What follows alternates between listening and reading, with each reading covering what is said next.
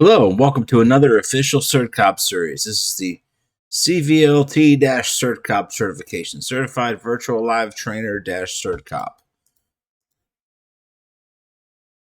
I'm your instructor, Chris. We're going to go into our course introduction. We're going to talk about the CVLT. We're going to talk about how it's different. We'll talk about the certification. Why is the certification needed? We'll talk about who the certification is for. There are many different people who can benefit from this certification, and we'll get into some of that. We'll talk about the different domains in the exam. We'll talk about what tools are needed for the course. Again, this is your tools. This is not an all-inclusive list. We are vendor neutral on tools, but we will show you the tools that are the industry best practices that are out there for you to be a certified technology trainer. We'll talk about some expectations for this course, some tips to be successful, some things that make a good trainer a great trainer. And let's get into it. These are some key terms and definitions.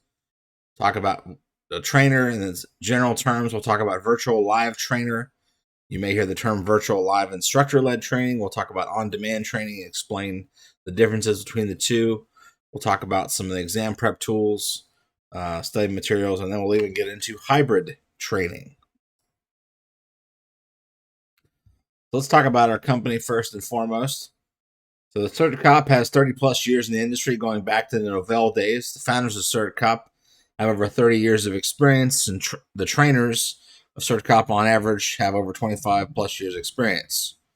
Myself, I've been involved in consulting, knowledge transfer for over 15 years. For that military background, many different areas in IT and networking, cybersecurity. So why should you look at this program? This is a vendor neutral training program. This course is designed to be a prerequisite for all our CertCop trainers.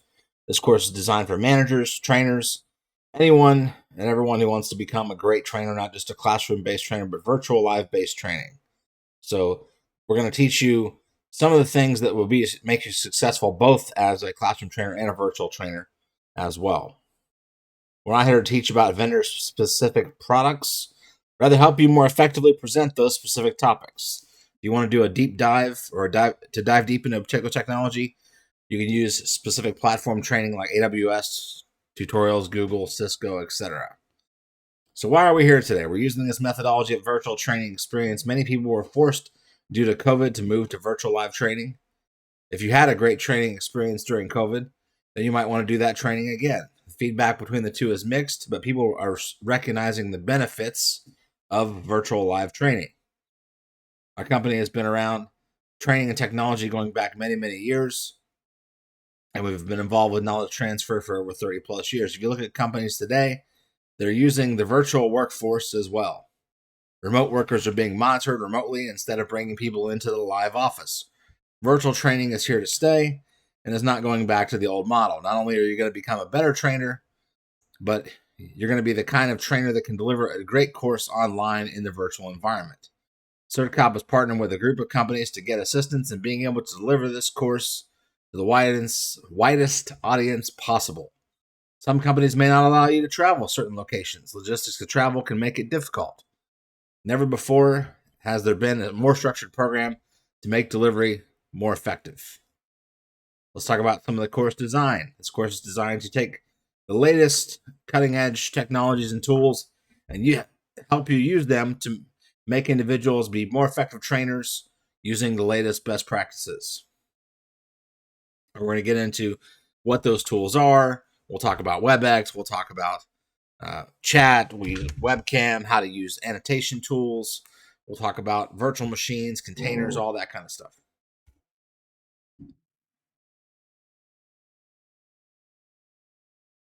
So let's introduce the certification. So the CVLT-CertCop certification is a cross-industry credential providing recognition that an instructor has attained a standard of excellence in the training industry. The CVLT-CertCop is targeted towards all training professionals and can be applied to all technical and non-technical training. The examinations are based on a set of objectives designed to measure the core knowledge and skills that competent instructors must demonstrate to successfully complete an instructional assignment in either the virtual classroom or the virtual environment. This certification can also be used to help prepare for the CompTIA C2T Plus certification, as it is vendor neutral. These examples are meant to clarify the objectives and should not be construed as a comprehensive listing as everything in this examination. And the other vendor certifications have their own requirements, which are subject to change. So we're going to talk about, obviously, what this examination is based on. We're going to talk about requirements for passing. We're going to talk about what types of training can this certification be applied to. So who is the CVLT-CertCop certification for? Well, this is really for everyone who is involved with any kind of organized training. College professors, instructors need this training because they're focused on classroom training versus the virtual training. The audience is anybody who wants to do a webcast or podcasting, anyone who's conducting a training program to make it more interactive. Trainers are only one aspect of the audience. Management has to be involved as well. If you have managers attend the program, they will be more confident in their decision to have certified trainers. On-demand training developers can also benefit as well and complement their efforts. If you're like most technical trainers, you feel confident in your ability to deliver an effective and successful technical class. You're confident in your abilities to stand before adult learners and explain technical concepts in a way that's easy for participants to understand and apply. Maybe you're confident in your approach for teaching remote learners through a virtual classroom space.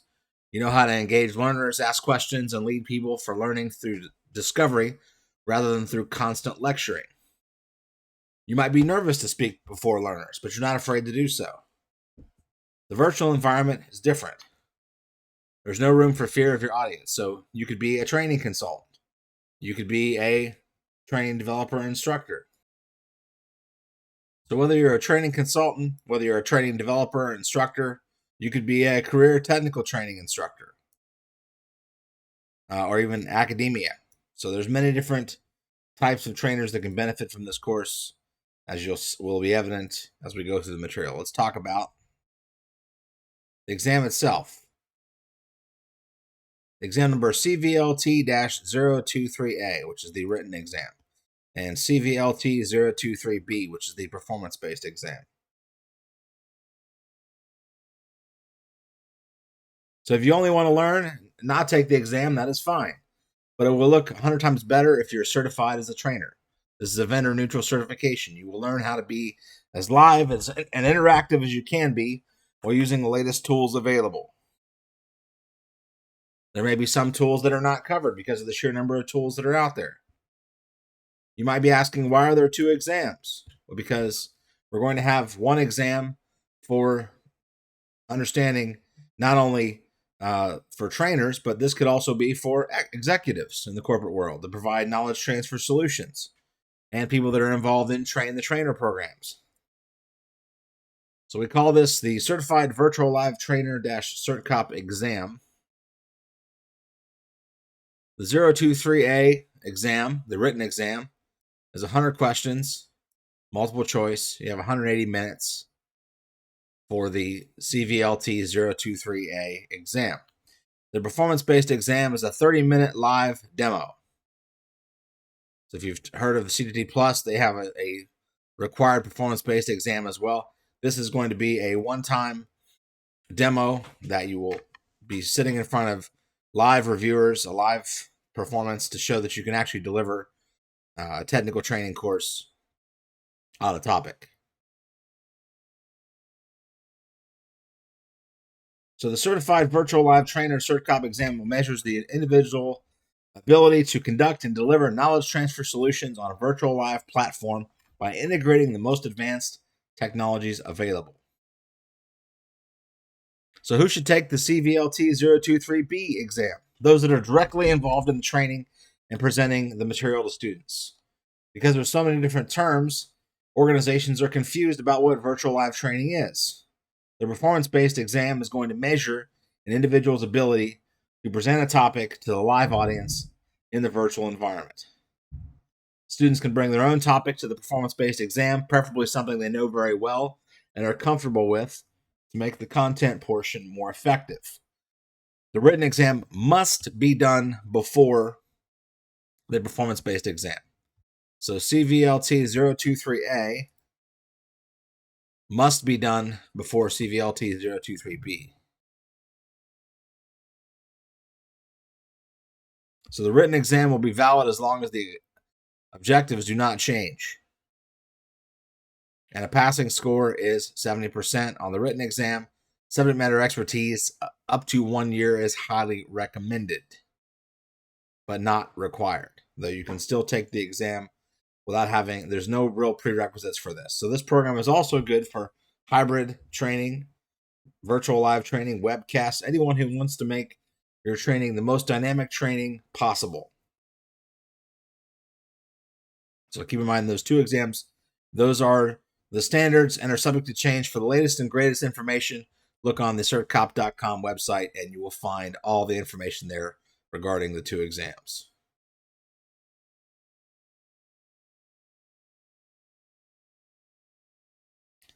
So why is this certification needed? You might ask yourself that question. Why is this course important? Well, it's primarily targeted at trainers, but it can be really anyone who is in charge of virtual live training, webcasts, webinars. Maybe you're designing courses on demand, so you need to understand the tools that are out there. Content developers can also benefit from this training as well. This course is going to help companies understand how to implement a virtual live training program in their own organization. So a hybrid or blended training approach is becoming the order of the day. Many instructors may not have the requisite skills to manage the virtual environment. Training methods are changing all the time due to technology. Some audience members aren't comfortable with virtual live training. Some presenters may not understand the tools available in the virtual live environment. That limits them tremendously in their effectiveness. There's an overwhelming market need, lack of skilled instructors in this area. So that's why we feel that this course is the best course for you if you're looking to get certified and prove your competency as a virtual live trainer.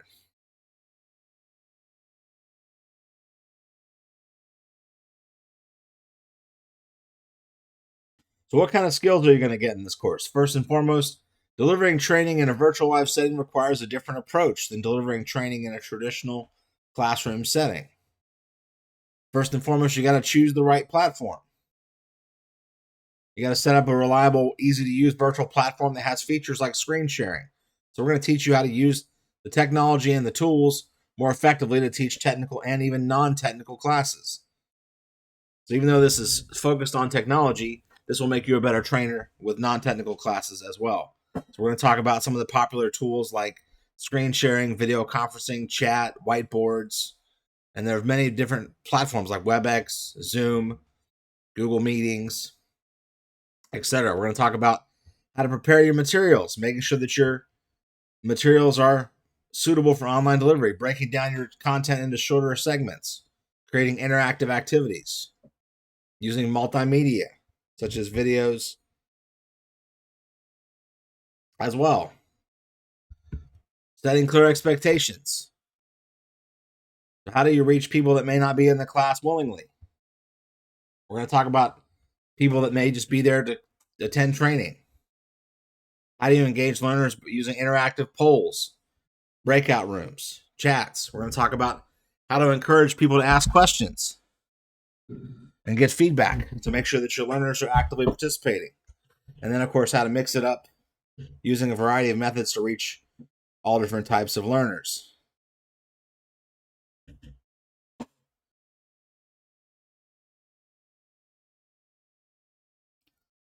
So what type of jobs are eligible for? So while every job type will benefit, IT professionals, software developers, cybersecurity engineers, pen testers, if you're an academic instructor, university professor. So if you're a technical trainer and you want to prove your experience and set yourself apart, this can show employers, clients, students that you have the right training for technical topics, you understand how to teach, and you've passed at least 2 rigorous exams testing your competence. This will set you apart from other trainers, that you will know how to more effectively use technology and deliver the best course possible. This applies to technology trainer jobs, technician trainers, training specialists, training officers if you're in the military, veterans, and many others.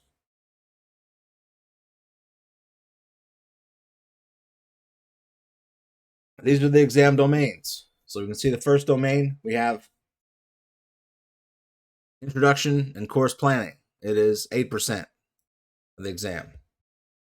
We have instructor credibility and communications, which is 15%.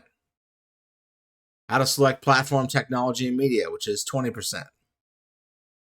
So you might say, well, what about the exams that are domains that are lower percentage? Well, you have to do all these things if you want to be a successful trainer. So you can't skip any of the domains. Group facilitation, very important part of virtual live training. Assessment and performance evaluation of virtual live training, it's 10%. Virtual training modes, domain 6, that's going to be 12%.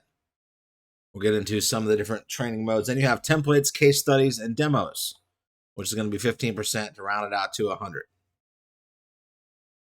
So these are the domains, and we'll get more and do a deep dive into each of these domains throughout the course. But let's do a brief introduction here.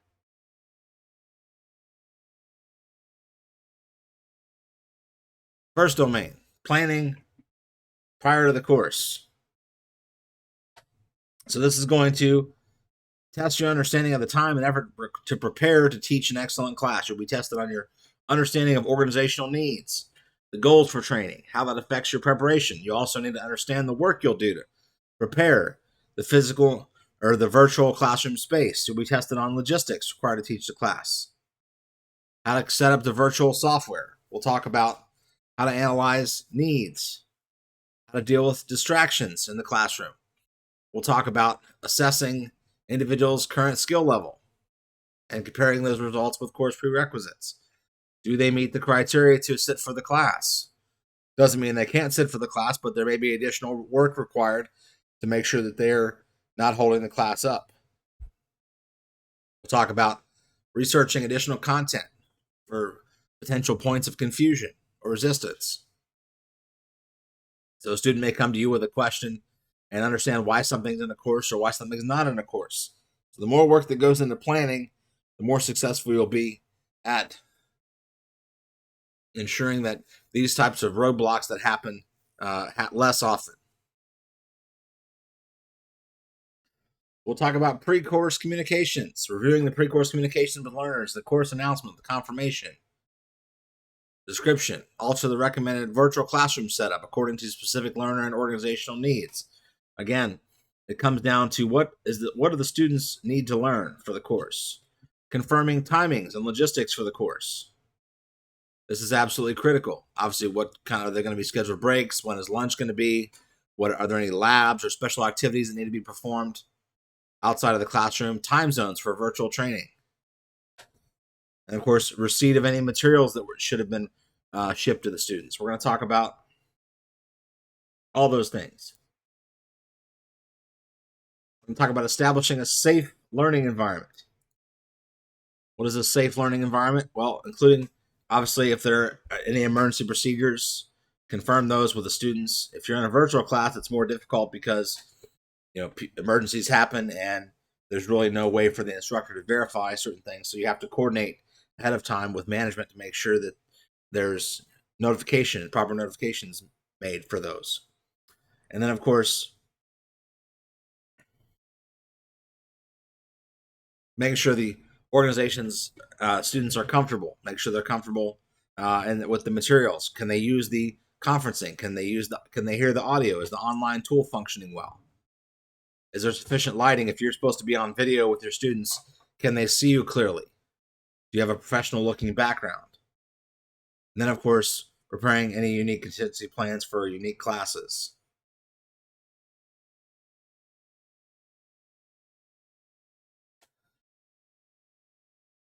So instructor credibility and communications. So this is a very important area. So being able to use delivery methods. It's intended by course designers, adapting delivery methods to meet a variety of learning styles. Can you engage learners appropriate to the material? Can you introduce the content in a variety of ways? Can you customize the training to meet the student's need? Implementing learning activities that are relevant to the course objectives. So if you have a course on cybersecurity, do you talk about maybe some of the scanning tools? Do you implement best practices like system hardening? And then, of course, you have to monitor the learner's comfort level during activities which they have to participate in. You're going to want to try to stimulate interest by telling anecdotal stories, analogies, humor, and then use activities that allow the learners to review and apply the content appropriately. That means you're going to give them show and tell. You're not just going to give them a bunch of lecture. You're going to give them skills they can actually take with them.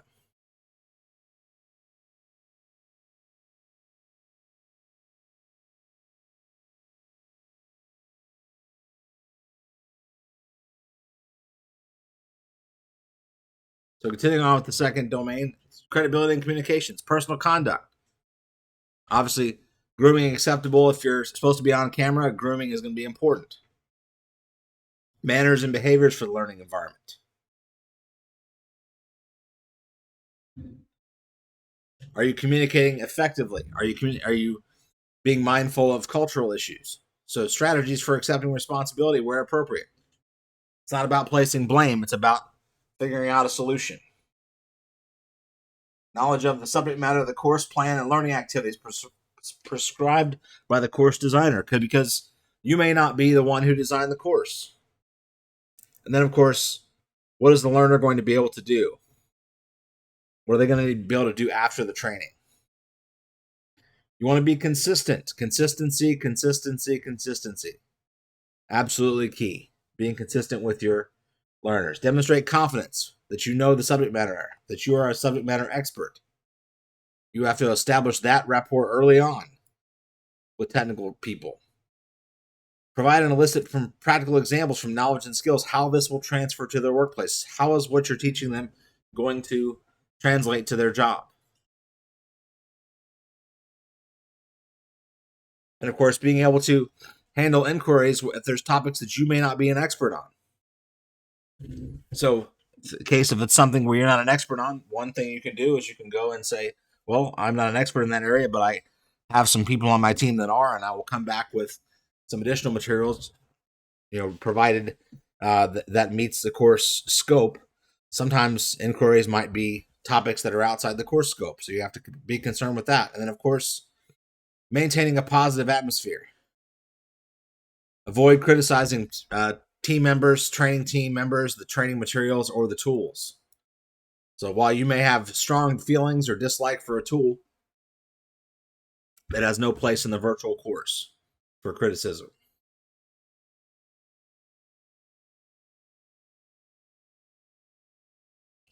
So using communication and presentation skills. So being able to correctly communicate with the right grammar, the right syntax, the right flow. You don't want to use too many technical terms, too much jargon. Things that can be used to clarify context. Does your voice sound good? Are you speaking well? Are you speaking clearly? Are you articulating your words? And then, of course, nonverbal communication, which is less of a problem on virtual live training, but it's still there, depending on if you're on camera or not. Technical nonverbal tools like emoticons, hand-raising tools. So there's a lot of different methods for communicating the plan to learners. So we may mention verbal and nonverbal. Verbal is what you rely on in virtual live training, but your nonverbal can be if you're on camera and you're shifting around, or you're not sitting still, or you're not conveying professionalism. Being purposeful body language if you're on camera. Minimize distracting behaviors. So you shouldn't be, eating or drinking while you're training, or doing things, getting up and down a lot, or if, ideally you can take advantage of the noise reducing technologies that many of these technologies will have, to keep that to a minimum. So, of course, linking back the training to what the key point of the training was. So it doesn't have to necessarily be just for a certification. It could be for a product line. It could be for a new course initiative. It could be for all kinds of things that are part of ongoing training. So there's many different platforms, many different reasons why organizations conduct training. So then we have how to select platform technology and media. So what types of media support and enhance learning, such as handouts, applications, graphics files. So there are many different things that you can share to help introduce the content in a variety of ways. So there are some advantages and disadvantages of each type. So we'll talk about that.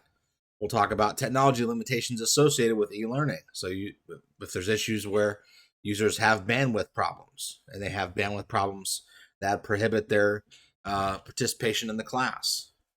You may have one day bandwidth is good, another day bandwidth is not so good. Some organizations may have websites that are blocked for various reasons, whether that's security related, compliance related, or otherwise. Group facilitation. We'll talk about establishing and maintaining a learner-centered environment. So a learner-centered environment means that it's focused on the learner. The learner is supposed to learn. It's more critical that the learners learn than the trainers train. We'll talk about group dynamics, development phases, facilitation techniques. How do you engage learners? How do you get them engaged if you're not standing right next to them? We'll talk about skills to open training sessions in a positive way. How to communicate the course plan to learners. Of course, what are they going to be taught? What order are they going to be taught in? What topics are not going to be covered? We're going to talk about how to obtain input from the learners about what are their personal objectives? What is their goal for being there? And then, of course, managing any discrepancies between learning objectives and learning expectations. And then finally, establish an environment that supports learning and focuses on meeting the stated learning objectives. So learning objectives are very critical for being able to facilitate the course and maintain a learner-centered environment. We'll talk about giving you the skills to establish a learning environment free of biases, favoritism, criticism, managing the course flow, keeping the right pace that is based on the need of the learners to learn, while still making sure that all the learning objectives are met. Provide opportunities and assistance for learners to identify and achieve their initial, intermediate, and terminal objectives or their goals. We'll talk about skills to facilitate group dynamics in a positive way, encouraging interactions that are respectful of the rights of the learners and redirecting unproductive discussions or distractions. Create opportunities for learners to work with and learn from each other if it's appropriate. Some organizations it may not be appropriate. Some organizations the people in your class are all part of the same team and they work together, so it behooves them to learn collectively. Talk about handling learner disruptions. We'll look at using virtual tools like chat and polling to optimize contributions. Polling is a powerful tool in the virtual live training environment that can help instructors assess understanding, increase engagement, and get excellent feedback. But it must be done correctly. It has to be well defined. The purpose of the polling needs to be kept simple. What are the questions you're going to ask? We'll talk about all that. We'll talk about how to use visuals, if appropriate. Visuals can help you present complex data in an easy to understand way. And then, of course, how to do timely polling. When is an appropriate time? And how should you collect those results and discuss that feedback? All tied into overall making a learner-centered environment. We'll talk about active listening techniques. So how to be an active listener. Sometimes you're the listener is the instructor. We'll talk about types of and use of different kinds of questions. We'll talk about the advantages and disadvantages of each type of question. How to understand what the learner brings to the table, what they contribute to the class. In martial arts, there's a saying that the teacher often learns from the student. This is the case where you can do that with active listening. We'll talk about different questions to challenge the learners, involve them, and of course, check back for feedback on their progress. Questions that lead learners to recall the material that they've learned, direct questions appropriately, and of course, create opportunities for them to be able to talk and to communicate. And of course, there may be cases where it's appropriate for the learners to ask questions themselves. For example, if, say, who has ever had an experience with configuring maybe a database, and if you're trying to introduce the topic of databases, you could let the student talk about their own anecdotal stories and some of the challenges they outfit, and maybe they even have a question that ties into some discussion that will help other students learn. We'll talk more about that as we go. Addressing learner needs for additional explanation and encouragement. So, knowledge of the tools and techniques for determining need for clarification. We'll talk about tools for providing constructive feedback.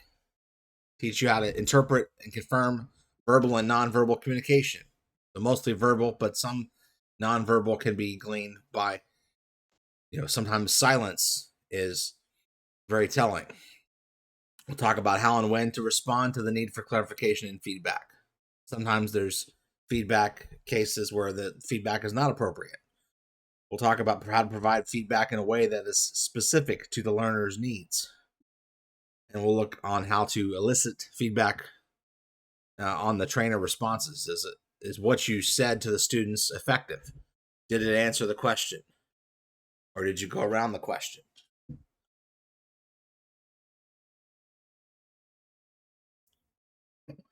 Continuing on with Domain 4, we'll talk about how to motivate and reinforce learners.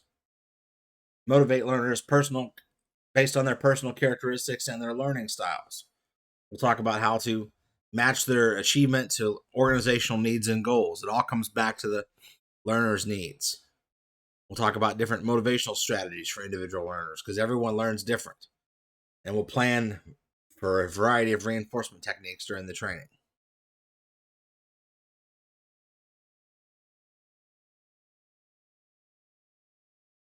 So evaluating the performance of the virtual live trainer. So evaluating not only learner performance, but also the trainer performance. So it's really a two-part objective. So first and foremost, what is the learner achievement of learning objectives? We'll talk about methods for assessing that. We'll look at the need for multiple observations and evaluations of the learner. We'll talk about standards. We'll talk about some assessment techniques that include both formative and summative evaluations. We'll talk about post-course communication methods. This will give you skills to monitor progress during training, be able to develop and select appropriate assessments, gather objective and subjective information that demonstrates knowledge acquisition and skill transfer. We'll talk about comparing the learning achievements with the learning objectives, being able to suggest additional training resources to reinforce those objectives.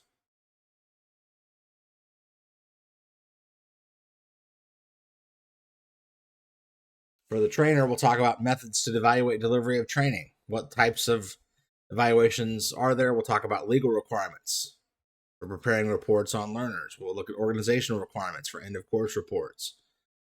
Record keeping of attendance performance. This will give you the skills to evaluate the success of how well the course is designed, including modifications that were made during delivery. We'll talk about critiquing preparation for and delivery of a training event. Evaluating any external influences. Are there external influences that are impacting the training? Maybe compliance, maybe a new method of technology that's being pushed on the organization. What is the effectiveness of the training to meet learning objectives? Is the training more than just lecture and a one-way conversation? We'll look at using evaluation results to adjust and improve performance in the next training event. So you always want to be focused on getting better. Every single time you do a training event, you want to learn from your mistakes so you can fix those mistakes in the next event. Document the end of course information. We'll talk about are there any changes that need to be made to existing materials? How to suggest new programs as appropriate. And of course, report information about learning the virtual environment. So, is learning occurring? And of course, keeping requirements, contractual requirements with customers as far as agreements or other requests.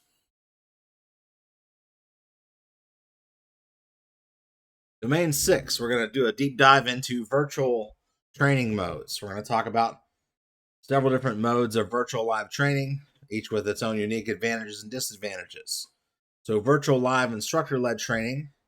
This mode of training involves a live instructor. We're going to talk about that it can be synchronous or asynchronous and provide learners with the opportunity to interact with the instructor and other learners in real time. We'll talk about self-paced or on-demand training.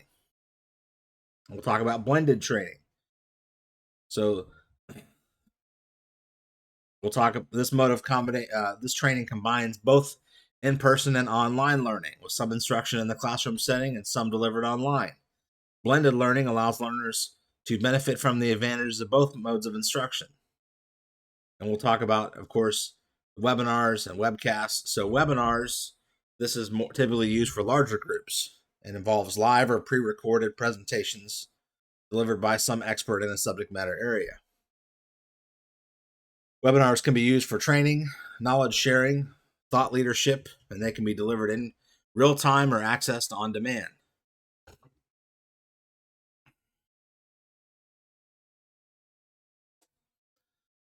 And we'll talk about some of the skill sets you're going to gain in these different virtual training modes. So how do you adapt your training to fit different training styles?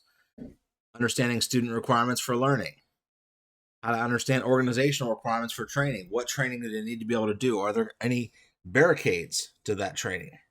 There are going to be some challenges in each virtual training mode.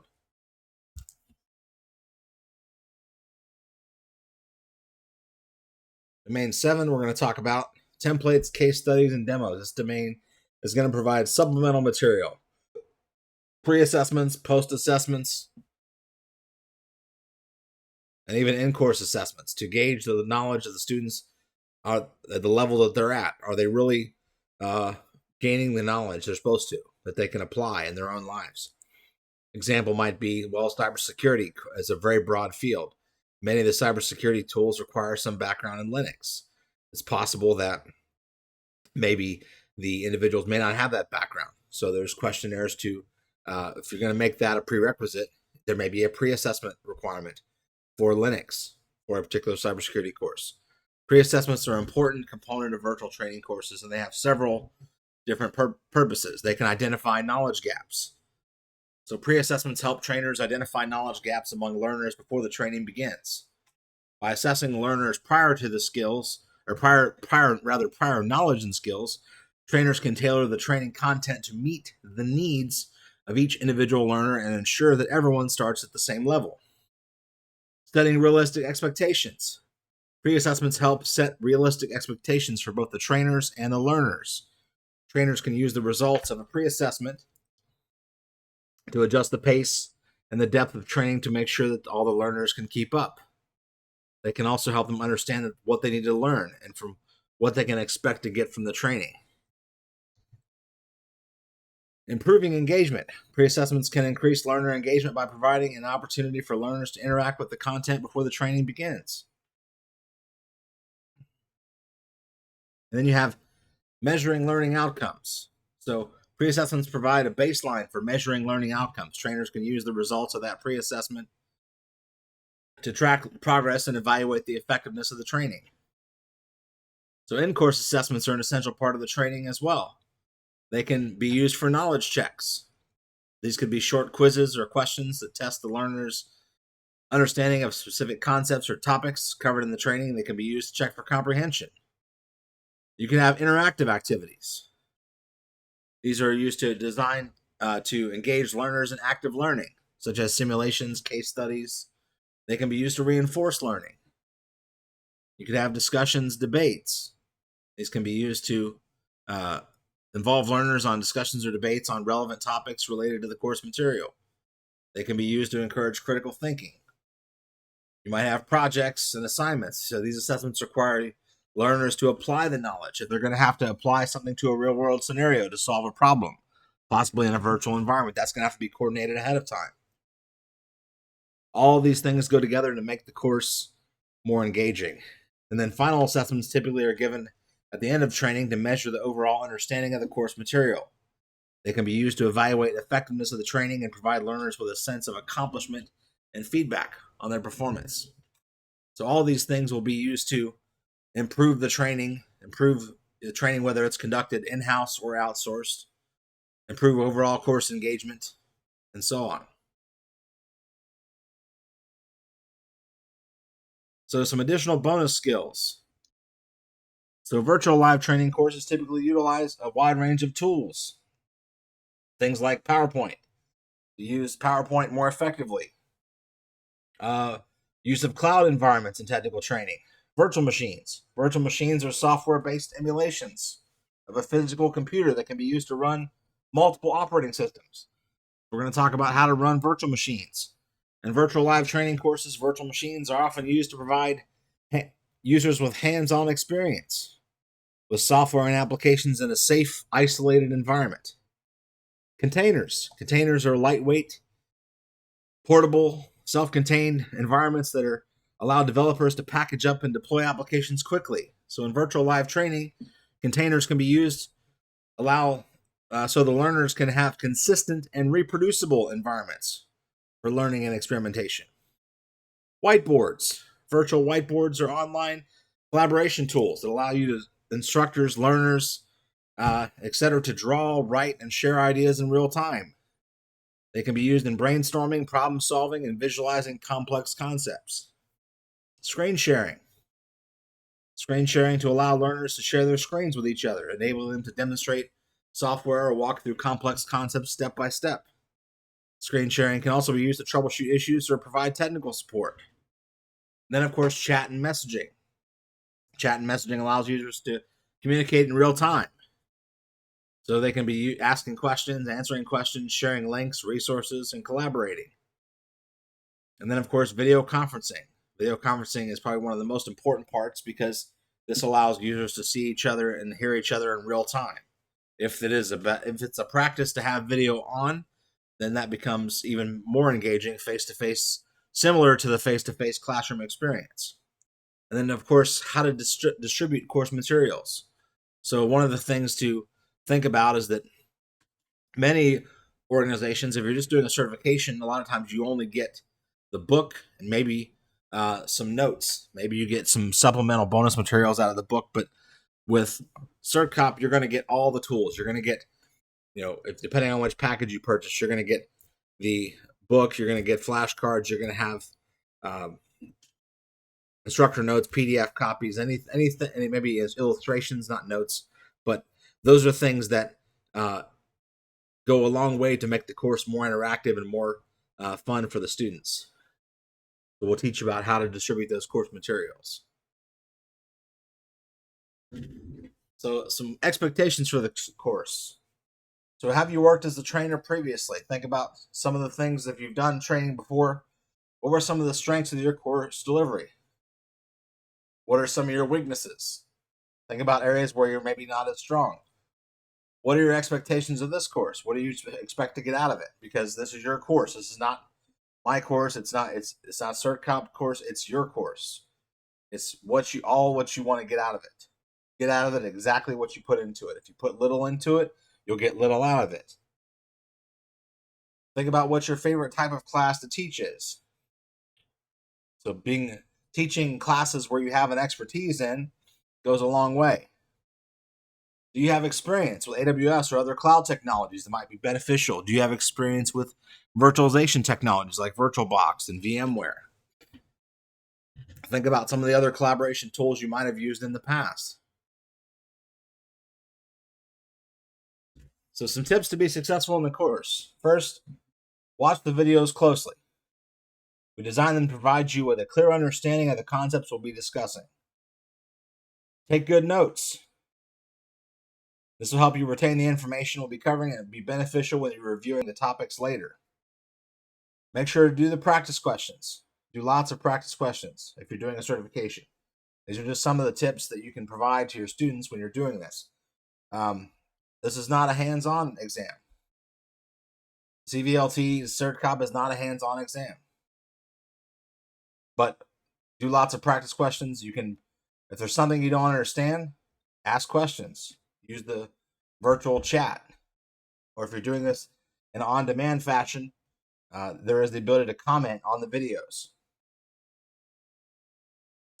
So finally, of course, the CertCop website has many additional exam prep materials you can access to help prepare for the exam. Encourage you to make use of those resources to help increase your chances of success.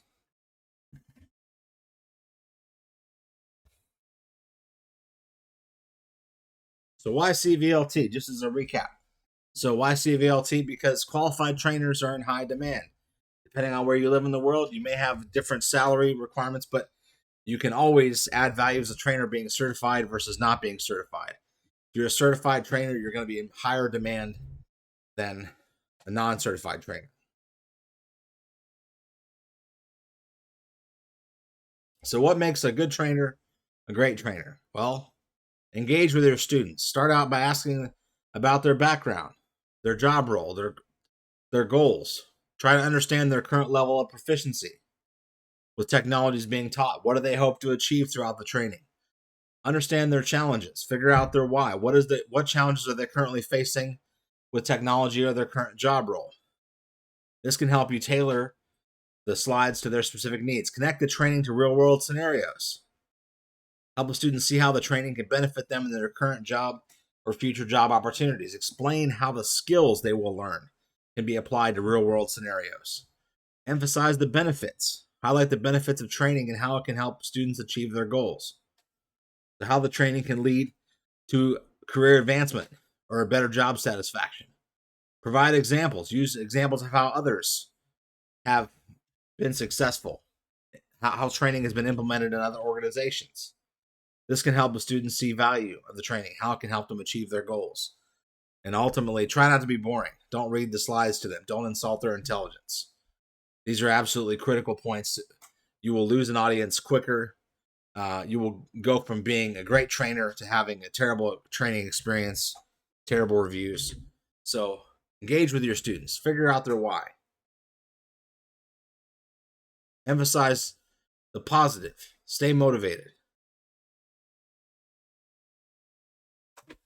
So we talked about certification. We talked about the exam, CVLT exam, CVLT 023A and 023B. We talked about why the certification is needed. We did a discussion on who the certification is for. We talked about the different certification exam domains. We talked about some of the tools needed for the course. We talked about expectations, some tips to be a successful trainer, what makes a good trainer a great trainer. So that concludes the introduction. I appreciate your attention. We'll see you in the next module. Thank you.